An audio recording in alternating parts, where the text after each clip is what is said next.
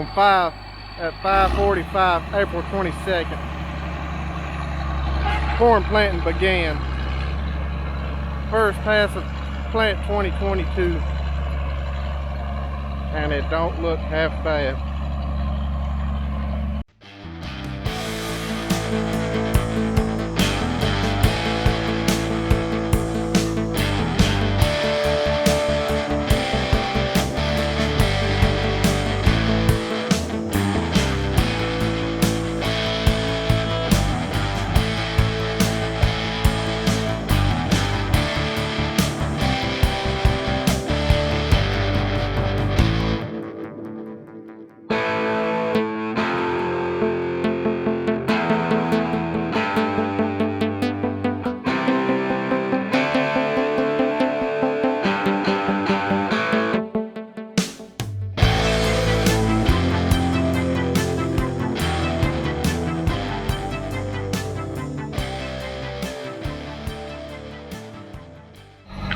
Everybody gonna be looking at my crooked sweet corn rows all year.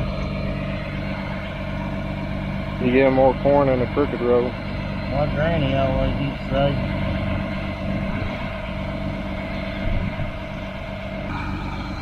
This trip down, I ain't gonna be setting no speed records. Right there on the bar, and see if them Lights are blinking. that module, them lights are blinking.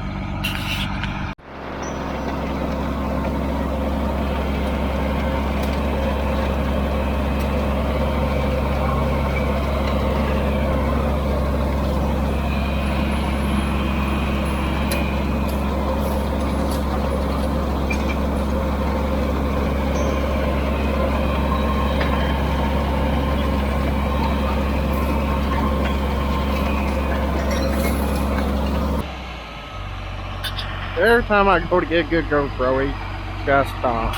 Well, things is getting serious now. Don't run my fertilizer off. That stuff too daggum expensive to be wasting. That's a brand spanking new spreader. I think this is the first thing it's ever sprayed. I'm a little nervous about that. I hope they got that thing properly calibrated.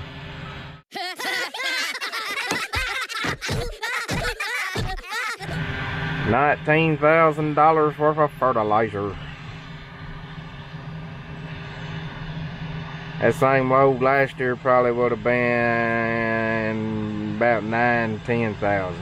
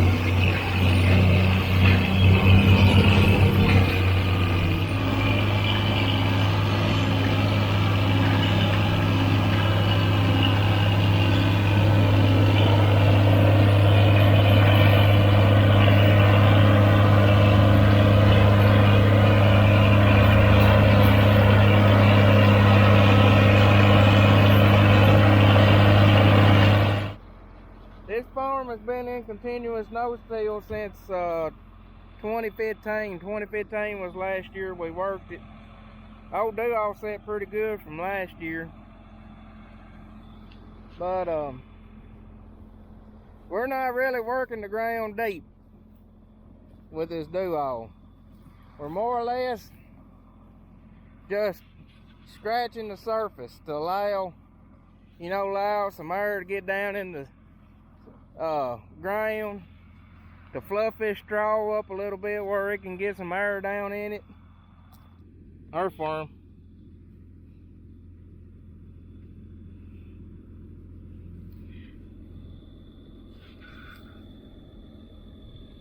Can't see them on camera. There's another airform. You run this thing out in the field, and then you run a real true turbo tail with the straight gangs, and you can't really tell the difference between the two of them, in my opinion. You know, in the spring, this old ground is heavy, and you need something light to pull across it, and the daggum turbo tail is heavy. So if you're dragging, and then you gotta have a big tractor to pull it. So if you're pulling a big tractor and a big heavy implement, it makes sense that you're gonna compact the ground. It's April 29th and this ground ain't drying. So we're gonna bust it open and give it some air. I think it'll plant like a dream tomorrow. Hell, maybe my fertilizer is gonna look good, I don't know.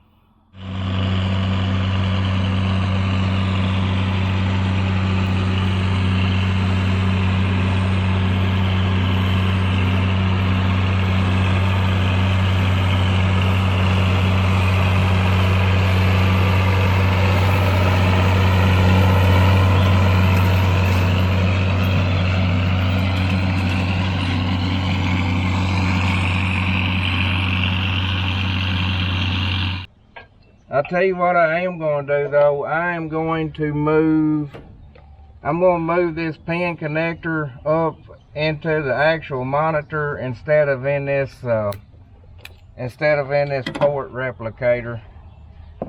Okay. Okay, so it's coming out of it's going into a cord that's going into that 12 pin.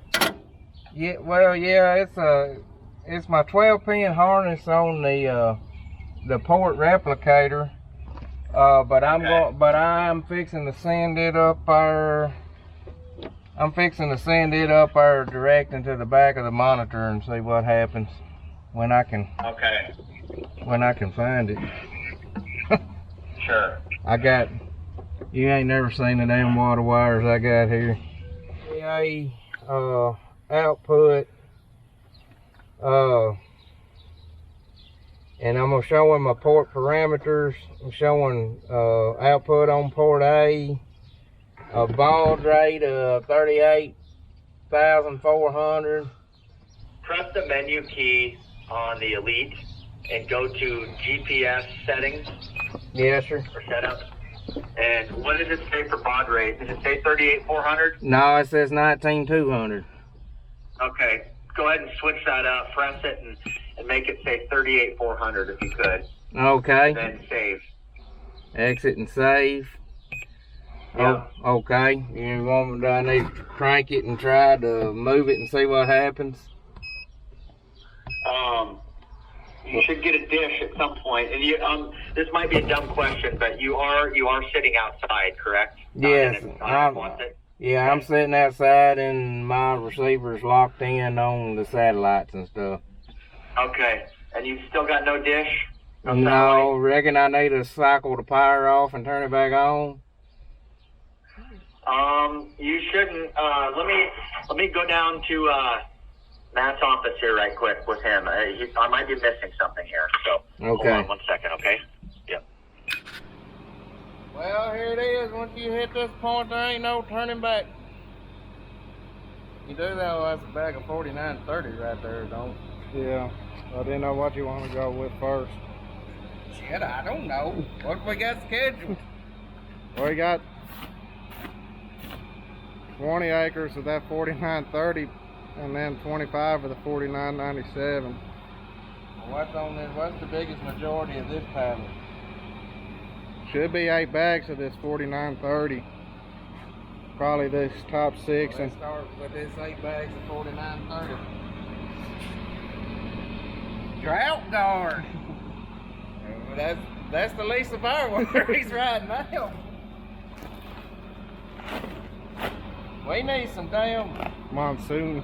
monsoon guard. Ceremonial first bag. Hold up. Guys, I remember when I started Hell, I didn't even plant 8 bags in a year. I was tickled. I remember the first time I ever worked up enough ground I could put a full bag in every hopper. I thought I was big crap. And look at me now.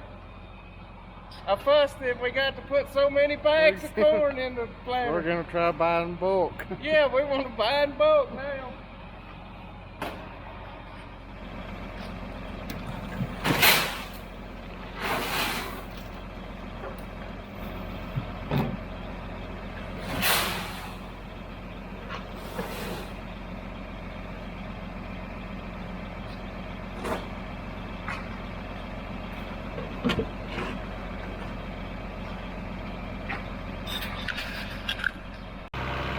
Here we go.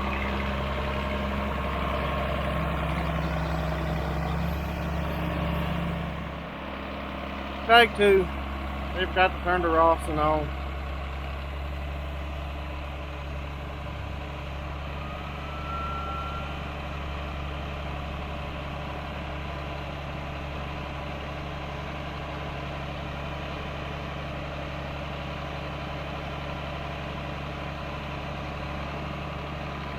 Now here we go.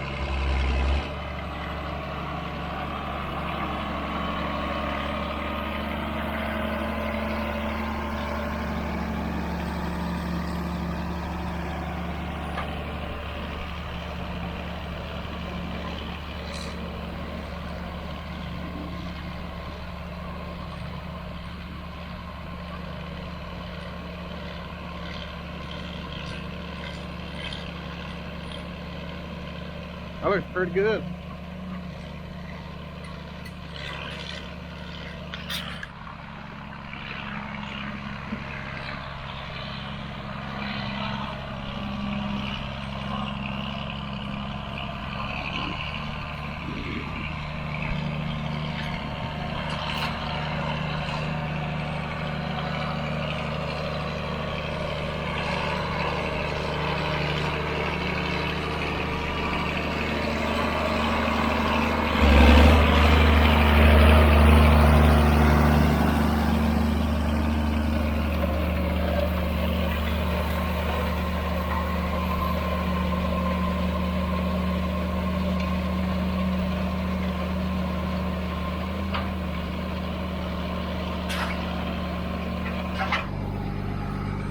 Put one on the ground there if we ain't running enough down pressure.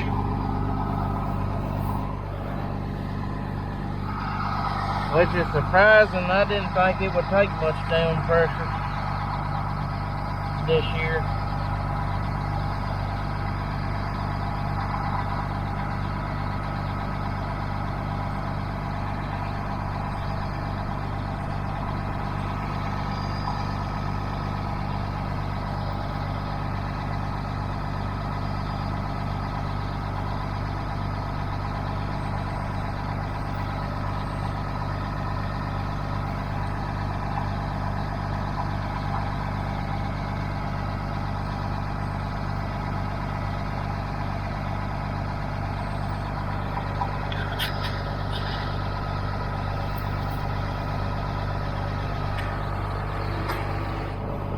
They ain't set them rope painters a little more aggressive.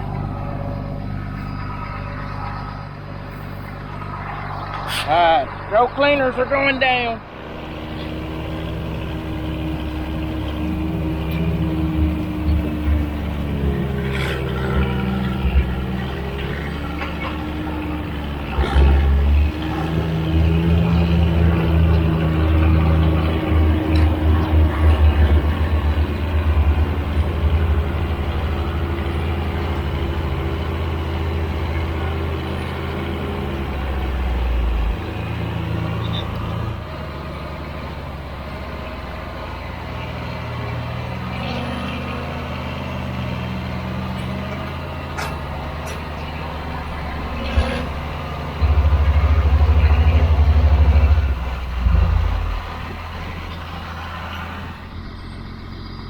May not be down for us, may just be ain't got Yep, sit right. we got them new Please. we got all them new all that new stuff, blades and new depth stock. So we put it where we've been running, and I tell you what, that ground is surprisingly hard for us.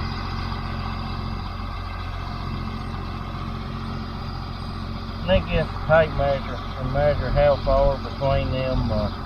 Good boy. There's 5. Monster said planting low. Well, I mean, it says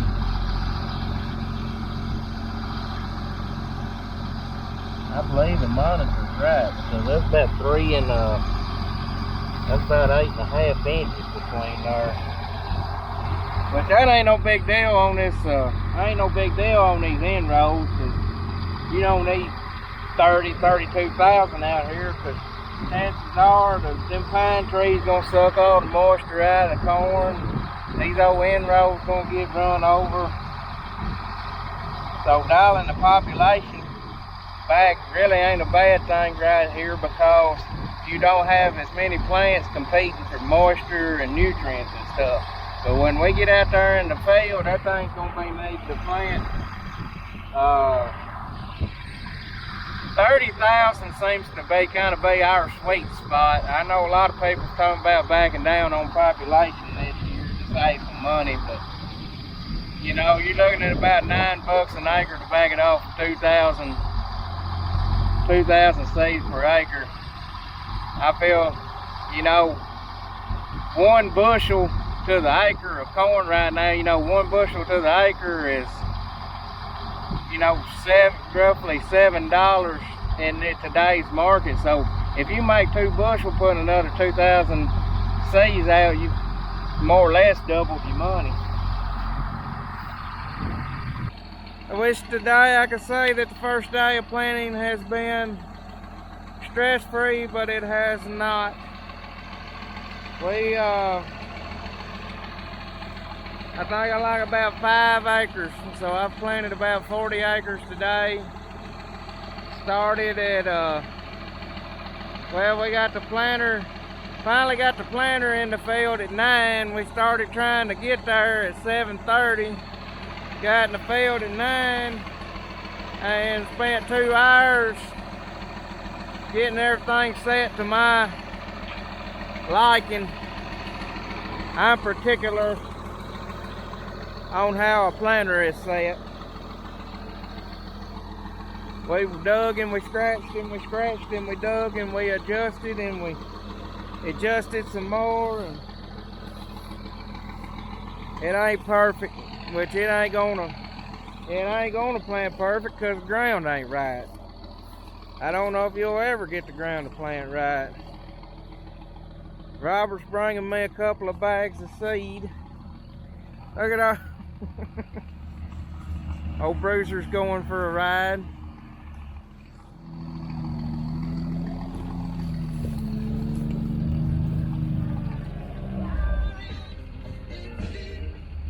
Look at my happy guy. He's just a happy dog. Are you just happy to be riding, Bruiser?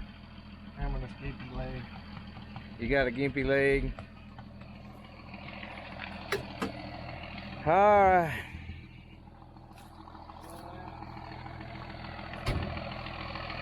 But this ground is planting a lot better than it was this morning. It's amazing. It's amazing what a couple of hours makes on planting. That tractor been acting a little funky, got a little something going on with the hydraulics on it, especially in the steering. It'll steer all it wants, like it always has, and then the steering will get a little hard on it. And then I took a break, or I didn't take a break. They delivered the fungicide for my wheat, and I ran up there and unloaded them. And when I come back, the sun gun wasn't pulling B1 or C1 or B3 or C3, D1, D2, I mean D3. And I thought, holy crap, the low side is out on my 2-speed in the quad range.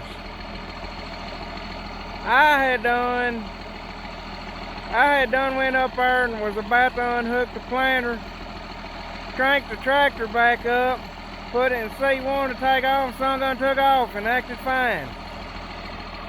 So I don't know what happened or what's going on, but I do know that the son of a gun is running, and we're going to plant, and we're going to see what the hell's going on when it rains. Which with the forecast we have,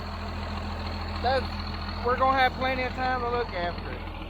So we're going to try to get this 45 acres in the ground, and then we're going to spray fungicide tomorrow, and it's supposed to rain Saturday night.